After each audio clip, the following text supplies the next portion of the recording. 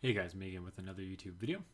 Next up on our popularity list of things that we need to review for 2021 is the Colt LMG. I don't know too much about the Colt LMG other than I believe the only real changes between this and an M16 are a heavier barrel, a redesigned fore end, a carry handle, a standard issue bipod, and a standard issue very basic front vertical grip. That's pretty much my extent of knowledge on the Colt LMG. I believe that this was kind of started as a look into the potential of the AR platform being a light machine gun, squad automatic weapon kind of deal. Like I said, I don't know too much about the Colt LMG product. This was a fan suggested model that I make, and it does involve a very basic modification to my AR-15 Divinity receiver. So that has been done. I'd like to give a huge shout out to My Different Username. There are 3 parts on this model that are My Different Usernames. First off, the M16 style of stock is directly cut from My Different Usernames, M16. The front sight post is My Different Usernames, and the muzzle brake is also My Different Usernames. So those are 3 parts that My Different Username designed for basically the M16 model. I've just taken and adapted them to the Colt LMG model. The one in front of you is a very basic color scheme that I came up for the design. It's okay for what it is. I was happy with it at the time. It looks good. It's something that you could expect to see out in the real world, something like that. But I wanted something to spice up my slideshow for the year. So what do you know? I just so happened to also make a very gold one. And this is what the gold one looks like. So you can see there's 2 different types of gold here. We have a chrome gold, and we also have the pearl dark gold. Those are the 2 golds going on. Which version do you think we're going to review for this video? Stick around and find out right now. We're reviewing the gold one. I just want to kind of brighten you guys' day up and look at something that's a little goofy and ridiculous, and that's definitely this. From the charging handle, the Delta ring back is all basic AR-15 stuff that you guys have seen before. Don't be afraid to check out my other numerous AR-15 videos on that. In today's video, we'll just be basically reviewing everything from the Delta Ring forward, everything new that we've been adding. So we'll go from tip to Delta Ring, actually, unlike what Garantha says. Like I said, this muzzle brake is actually My Different Username design, so thank you, Kyle, for gladly donating to the project. I know you're not doing it willingly. I just so happen to use some of your M16 products on mine. I appreciate you. We then have a barrel attached bipod. This is a working bipod. This does rotate downward using this piece here, which attaches on this side. Can I manage to rotate it? I can. So fantastic. You can rotate this 90 degrees down, and then on this side here, you can rotate these pieces out. Let's say we'll throw it at a good angle, 45 degrees, if you will. Just so you guys can get a general idea of what exactly is going on with the bipod. This is a pretty basic bipod, really nothing too much going on. 2 stud wide.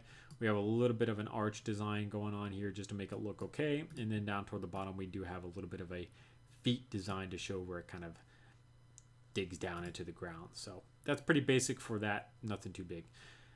To show that this is a heavier barrel, we do have a 3 stud wide barrel past this point. And then assuming you'd be able to see inside the handguard, it would be quote-unquote 3 stud wide. This is a very solid built handguard because I needed a lot of internal space to get the design going on that we have going on. Up front here, it's 4 stud wide, and then it widens into 5 stud wide toward the back.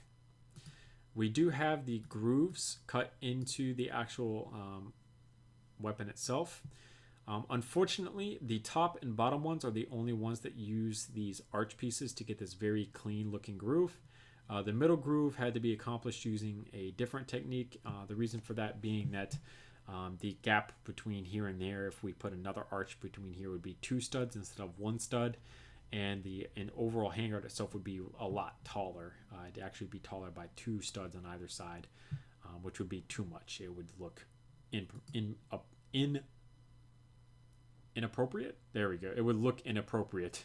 The proportions would be wonky. So I have had to use this design, and it does work. You can tell somewhat inside of the renders that this is more square, whereas these are round, but it's okay. It looks fine for what it is. We have the holes cut on top using a couple different methods. As you can see, we have these arch pieces come back. And then up front, because the arch pieces are 3 studs, they do make a 4 stud wide version of the arch, but then the holes would be 2 studs wide. I did, in fact, opt to use the window pieces instead. They are not exactly 2 studs wide open, but they are slightly wider than the 1 stud. So they fit in just slightly, but we still retain those hole shapes. These holes are also on the bottom as well. To design our wonderful foregrip was pretty simple. It's just 4 studs on top, 3 studs throughout the middle, alternating pieces, and then 4 stud wide on bottom. Like I said, that's all relatively simple to design. That's not, over the top, complex stuff. There's a Technic rod down the middle of it that keeps everything together. Not overly complex. This is actually what it was issued with, by the way, this design here. That's pretty much spot on with it, so that's not, too difficult. There is this carry handle is what I'm going to assume this is, because I don't believe there were quick change barrels on these, and this would be a very awkward quick change system anyways. So even though there's this rear sight carry handle here, I guess they installed this one because the center of gravity changed somewhat, so you would use this one. This is a very basic carry handle sight. You can see there's not too much going on. I do have ridges in it to kind of make it stand out just a little bit, and you can flop this around however you will. In real life, would you be able to pick up the gun with it?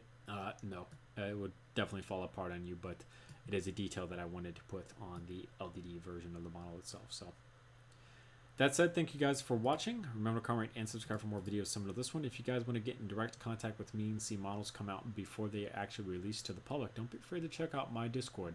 If you need a link to join, go ahead and drop a comment down below. I'll shoot you guys the link to join, and you can join. Thanks for watching.